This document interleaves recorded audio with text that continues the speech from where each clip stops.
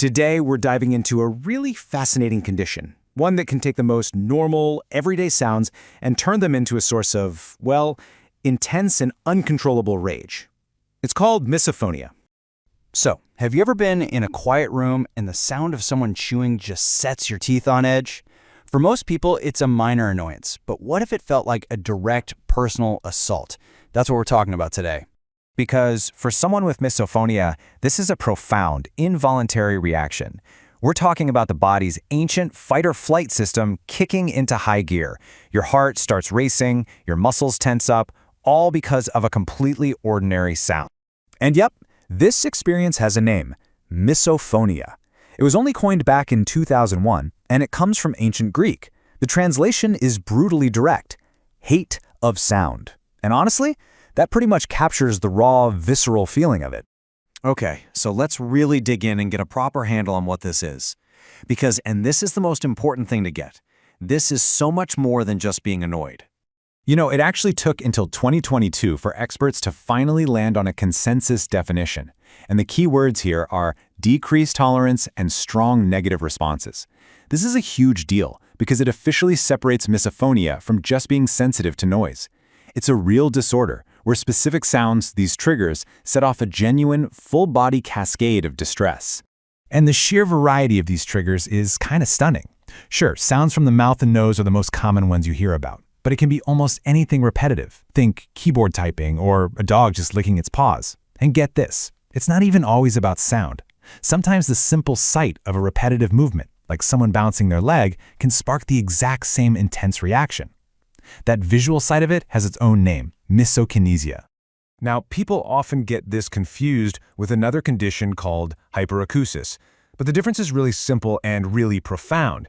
With hyperacusis, it's all about volume. Loud sounds actually cause physical pain.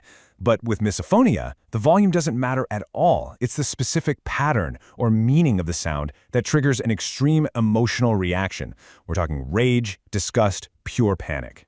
So what in the world is actually going on inside the brain when this happens? Because this isn't just some psychological quirk. It's a real, demonstrable neurological response that we can literally see. Just take a look at this. These are fMRI scans of a misophonic brain, captured the very instant it hears a trigger sound. See those bright yellow areas? Those are specific regions lighting up, just going into complete overdrive. This right here is the hard evidence. It proves the brain is genuinely processing these everyday sounds in a radically different way, creating a unique neural signature of distress. So let me be super clear on this. People with misophonia almost always have perfectly normal hearing. Their ears are working just fine. The issue isn't with the hardware, it's with the software. It lies deeper, in the central nervous system, and how the brain takes that sound information and wires it directly to the emotional control centers. So how does that happen? Well, the leading theory is called the action perception model, and it's pretty wild. It goes like this. A trigger sound happens, like someone chewing. Your brain doesn't just hear crunch, crunch. It actually creates a little mental model of the physical action making the sound. Now, in a misophonic brain, here's where it goes off the rails. That signal gets massively amplified. It becomes way too strong. This overactivates a part of the brain called the insular cortex, which is like the hub for your emotions and body awareness. And that hyperactive insula basically starts screaming at your brain's alarm centers, triggering that whole fight-or-flight response. And poof, there's the involuntary rage. Okay, so understanding the science is one thing, but what does this actually mean for someone's daily life? Let's talk about the immense personal toll this condition really takes. This quote, wow, it just gets right to the heart of the suffering. Can you imagine knowing logically that your intense anger is a complete overreaction, but being totally powerless to stop it? This creates this incredibly painful internal war, and it so often leads to feelings of shame and guilt and just feeling totally alone. Researchers have actually identified 5 common ways people react to these triggers. You've got the internal response, all that guilt and shame. Then there's the external one, blaming other people for making the sounds. A lot of people develop serious anxiety and start avoiding social situations altogether. There's also this feeling of sheer panic, of being trapped with a trigger sound you can't escape. And then finally, there are the aggressive outbursts, which, as you can imagine, can do incredible damage to relationships. And for most people, this whole struggle begins right when they're kids, at the start of adolescence. The very first reaction typically hits between the ages of 9 and 13. And what makes it even harder is that the first trigger is often a sound made by a parent or a sibling, which injects all this conflict and pain right into the heart of the family during those really critical, formative years. So when you start adding all this up, the consequences are severe. People with misophonia might find it impossible to eat with their families, to work in an open-plan office, or to even sit in a classroom.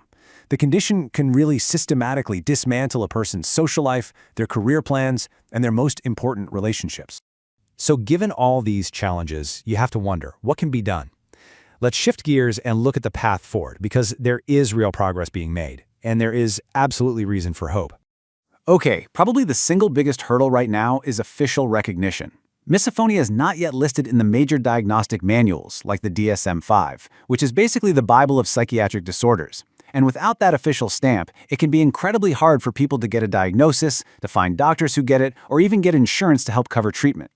Now, when it comes to managing it, a few approaches are showing some promise. Cognitive behavioral therapy, or CBT, has the strongest evidence behind it right now for helping reduce how severe the symptoms are. Other methods have more limited results. But you know what's really interesting? It's what the patients themselves report. For so many of them, simple self-management strategies like relaxation techniques and finding a good peer support group are the most effective tools they have. So, here's the crucial takeaway.